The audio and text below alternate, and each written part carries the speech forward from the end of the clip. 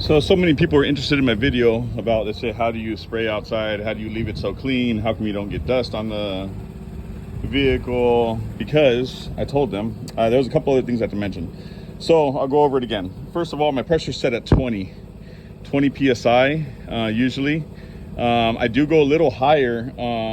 So it's 20 PSI, maybe lower when I first mix the clear coat. The clear coat is mixed 50% reduced. So it's even more, even 60, 70 on the first pass. The reason I do that is so that when the atomization is so tiny that you don't get the fisheye, or you don't get the, not only don't you get fisheye, but you don't get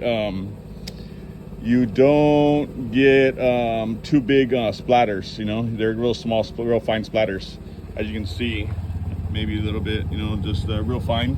So that when I come over with my high solid, so this has been done with the 50%.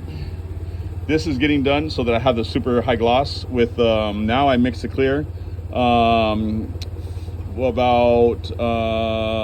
70% clear, 70, 80% clear, 10% reduced, depends, just you got to check your viscosity.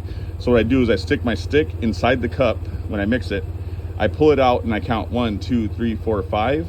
When all the clear runs off the stick at 5 seconds, I know that I got the right texture to shoot the glamour coat, you know, the top coat, the very top last coat.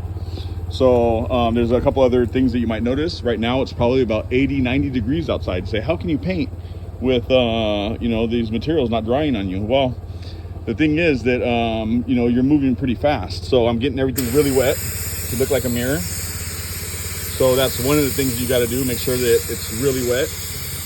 And basically, a lot of painters don't know how to stop. So what I do is I paint it until I see my reflection.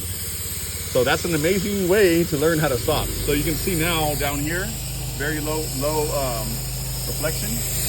Now up top, you're gonna see a high reflection.